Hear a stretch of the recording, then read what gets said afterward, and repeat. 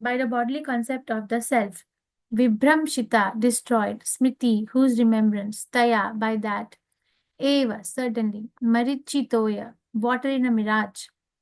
Prayan, similar to Tan, those sense objects. Eva, certainly. Abhidhavati, runs after. Translation by His Divine Grace Srila Prabhupada, Srila Ki Jai. The conditioned soul sometimes personally appreciates the futility of sense enjoyment in the material world, and he sometimes considers material enjoyment to be full of miseries. However, due to his strong bodily conception, his memory is destroyed, and again and again he runs after material enjoyment, just as an animal runs after a mirage in the desert. Purport by His Divine Grace Srila Prabhupada. Srila Prabhupada Ki Jai.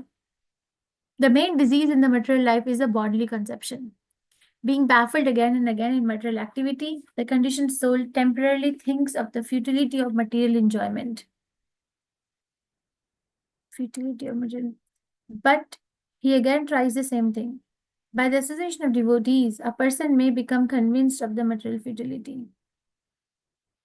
But he cannot give up his engagement, although he is very eager to return home back to Godhead.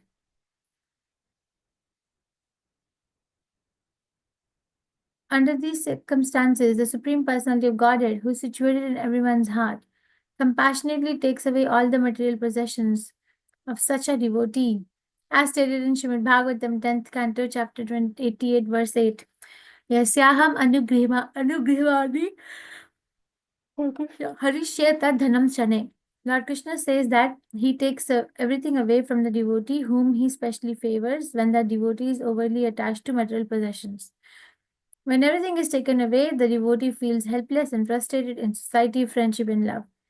He feels that his family does not care for him any longer, and he therefore completely surrenders onto the lotus feet of the Supreme Lord. This is a special favor granted by the Lord to a devotee who cannot fully surrender to the Lord due to a strong bodily conception. As explained in Chaitanya Chaitamrita Madhya Lila, chapter 22, verse 39.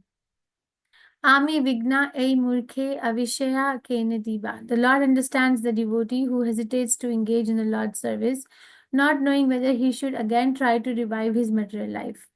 After repeated attempts and failures, he fully surrenders to the lotus feet of the Lord. The Lord then gives him directions and again happiness. And attaining happiness, he forgets all material engagement. मम ज्ञानतिमिरन्दस्य ज्ञानाञ्जनशलाकया चक्षुरुन्मिलितं येन तस्मै श्रीगुरुवे नमः. कृष्ण श्रीचैतन्यमनोभीष्टं स्थापितं येन भूतले स्वयं रूपा गदा मह्यं ददाति स्वापदान्तिकम्. हे कृष्ण करुणा सिन्धु दीनबन्धु जगत्पते गोपेश गोपिका कान्त राधा कान्त नमस्ते. तप्तकाञ्चन गौरंगी राधे वृंदावनेश्वरी वृषभानुस्ते देवी प्रणमामि हरिप्रिये. जय श्री कृष्ण चैतन्य प्रभु नित्यानंदा श्री अद्वैत गदाधर शिवसादि गौर भक्त वृंदा. हरे कृष्ण कृष्ण कृष्ण हरे हरे हरे राम राम राम हरे हरे. नमामि विष्णुपदाय कृष्णपृष्ठाय भूतले श्रीमते भक्तिवेदांत स्वामी नामिने. नमस्ते सरस्वती देवे गौरवाणी विचारिणे निर्विशेष शून्यवादी पाश्चात्य देशधारिणे. Okay, we are reading from Srimad Bhagavatam, 5th canto, which is called as what? Creative Impetus, chapter 14, which is called as the material world is a Dangerous forest of material enjoyment. We renamed the chapter, no, the dangerous chapter. Remember? So yes, the forest of material enjoyment. So the conditioned soul sometimes personally appreciates the futility of sense enjoyment in the material world, and he sometimes considers material enjoyment to be full of miseries. However, due to his strong bodily conception, his memory is destroyed, and again he runs after material enjoyment, just as an animal runs after a mirage in the desert. This answers a lot of questions, Anna. Actually, it also gives a different perspective to how we have to look at the losses in our lives. There's so many losses. Is there anyone in this assembly right now who has not seen any loss in their life? Loss of maybe health, loss of relation, loss of person, loss of silent losses. There's some loud losses. Anybody who has not seen a loss so far in their life? No, Mataji. No. All of us have seen something or the other we have lost, right? Which cannot be revived. So, this particular verse gives a different vision of that loss. Okay, and says, okay, when we lose something, if a person is pious, at least pious, they do get that sense of detachment, at least for that particular moment. It may not stay, but they get that sense of detachment for that particular moment. But then it doesn't stay. But then the desire to surrender to Krishna because of association of devotees and because of all the practices goes on becoming stronger. But still, we are not able to give up our material attachment. Then Krishna takes over. Then says, okay, you are hesitating to come to me. You want to come to me, but you're hesitating to come to me because of this attachment. Okay, let me actually remove all attachments you have in this life. Everything is gone. But this is a special favor. Prabhupada said that one time he was giving class and jokingly he said, he takes away everything. And the devotees were laughing and said, Prabhupada said, don't laugh because when he takes away everything, we become very morose. So it is not for every devotee. It is a very, very special favor, right? Where does he say? Under these circumstances, who is situated in Krishna, so when everything is taken away. Yeah, so when everything is gone, there is feeling of helplessness and frustration in society, friendship, and love. We don't feel any accepted by anywhere. Then we have a special favor, and the special favor is that we become more and more surrendered to the Supreme Personality of Godhead because there is nothing left. So actually, it's Krishna's play. But there's another way of looking at the losses in our life. Okay, I'm not saying don't process the loss. I'm not saying that.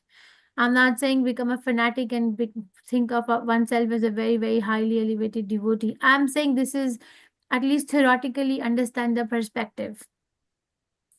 Okay, there is a Shastric perspective because a devotee of Krishna knows one thing, that anything that is happening in their life is not by chance.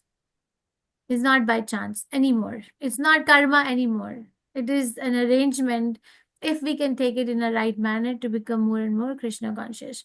So these, everyone in their life, I'm not saying I know every single person in the whole entire globe, but most of us in our life do get this sense of futility of sense enjoyment in this world. Right? Do you get that sometimes that, okay, this actually, what am I doing with my life? Do I really need so many clothes? Do I really need so many things so much money? Do I really need, do you get that question sometimes? Do I really need, is it a need Yes. or a want? Do you Yes, get that sometimes. question? Yes, Mataji. Whoever is Sometimes, chanting Hare Krishna Mataji. will get this question. But the question is that, okay, maybe I'll think about it tomorrow. Let me get today. You see? So, every year on Diwali, if you clean your house, do you get that? How do I collect so much? You get that sense? Looking at the almiras, the rooms, the whole overall house, and how did we collect so much in the house? And we want to get rid of so many things.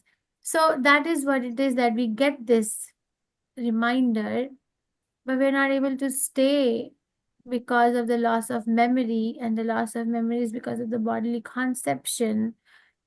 But if we keep on associating with the devotees, if we keep on chanting the Hare Krishna Maha Mantra, then we can get we can become eligible for Krishna's special favor.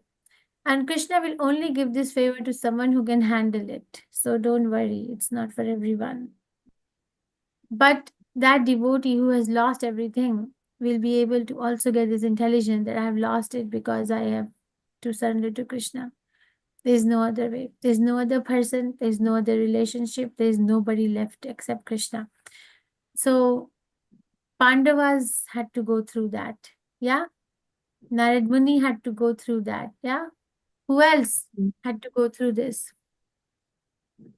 Which other devotee you know? Bali Maharaj Mataji. Bali Maharaj had to go through that. Who else? Srila Prabhupada.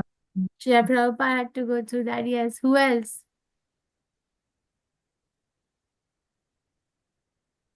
Parikshit Maharaj? Yes. Parikshit Maharaj had to die in 7 days for a very small mistake, which was not even a mistake. Anyone else? Krishna took away everything. So there was nothing left other than his holy name. Absolutely nothing left. Nada. Zilch. Tell me one more devotee. Mataji, Bilva Mangal Thakur will come, Mataji. Bilva Mangal Thakur. Did Krishna take away everything from him? I don't He had, know. I mean, he got a sense of renunciation um, on the advice of the prostitute, but it's not that Krishna took away. Maybe, okay, maybe what's the harm in accepting? Maybe, okay. Who else? Pingala, the prostitute, Mataji. Yeah, we can say that. You know the story of Pingla? Yeah, we can say Yes. that when nobody came all night long, she decorated herself, placed herself at the doorstep of her house and looked at every man passing in the lane, thinking this man will give me money, this one. Nobody came, and then she developed this attachment that I am actually, what am I doing? I am ignoring the Supreme Personality of Godhead in my heart, and I'm looking for my monetary gain from outside. It's what am I doing? I'm most wretched. Yeah, you see, Goswamis, all the Goswamis, if you study their lives, they also had to give up, right? Krishna took away everything. Raghunath Das Goswami, Rupa Goswami, Sanatan Goswami, they actually left. What did Sanatan Goswami have on his body when he came to surrender to Chaitanya Mahaprabhu? What did he have? A costly shawl.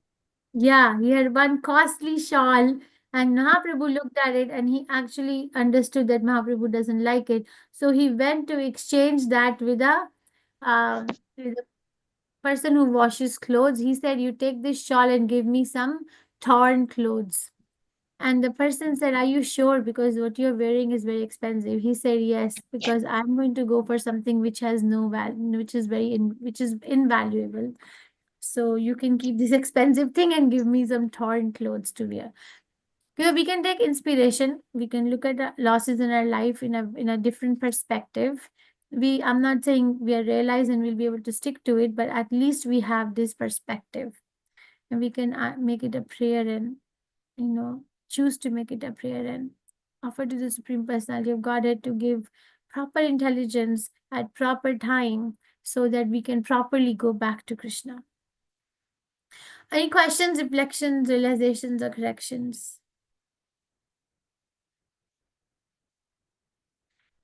Am I audible or not? yes, Mataji, are audible. Mataji, we can take example of Pandavas, Mataji. Yeah, Yudhishthira Maharaja said that, yeah. And was. Okay, then we go to Damodar Lila. We discussed yesterday, the discussion was whether Mother Yashoda leaving Krishna and running to save the milk was an appropriate action or not. And today's discussion, same verse is whether when Krishna starts crying, are those tears real or not? So who was discussing all these things? Do you remember who was discussing all these things among themselves? Who was discussing all these? Birds. Birds. The birds. Yeah. So the birds were discussing all these things, right? Now, today's discussion is that when they see Mother Yashoda is in the kitchen and Krishna is crying, he's biting his lower lip and his uh, cheeks are filled with the warm tears coming out of his eyes, and he's stomping his feet and he's like very angry. So the birds are like, craning their necks and trying to see what Krishna is going to do next. The Shukha parrot says that these are fake tears. Krishna is cared for by Mother Yashoda, who is an epitome of a mother for the entire universe. How is it possible that somebody who's been taken care of by Mother Yashoda has any rhyme or reason to cry? They're fake tears. So the wise owl says the same thing, that yes, these are fake tears. Krishna has no reason to cry. Krishna has best of everything, his best of lives. There is no reason, these are fake tears. Now, Suka's wife, Suri, she says they're not fake tears, they're real tears. Because, okay, Krishna might have everything, Krishna might have, Krishna has Mother Yashoda, Krishna is very well taken care of, but at this moment, he's a child and he's hungry, and his hunger is not satisfied. So when a child's hunger is not satisfied, what do? They cry. They're not fake. And Krishna's emotions are coming from his Swarupa, or his innermost mind, where there is no fakeness. So how can who is not fake can do something which is fake? So these tears are not fake, because he's acting like a young child, and a young child, when left hungry, they cry. And this is what he's doing. So everybody kind of gets dumbstruck by Sura's um, revelation. So Suta and Owl, they say that, okay, what is the name of Sura's wife? I think Sura is the male parrot, and the female Shukha is the male parrot. Krishna, I'm sorry, I'm just looking at the name. Shukha is the male parrot, and what is the name of the Sari? Sari is the wife, female parrot. So Sari is saying this, that these are not fake tears. So everybody gets dumbstruck, and everybody accepts Sari's argument that actually Krishna is really crying. And there, Krishna and Mother Yashoda, Krishna is crying, and Sari also says one more thing. You know why they are not fake tears? Another reason is because there is no one else watching. He's himself, he's alone. There is no public show going on. So why will he cry with fake tears if there's no one who's watching him? So all the birds inspect the area and look around if there is indeed someone watching Krishna, and they find no one is watching. So they all agree that these are real tears for all the reasons that Sari had put forward.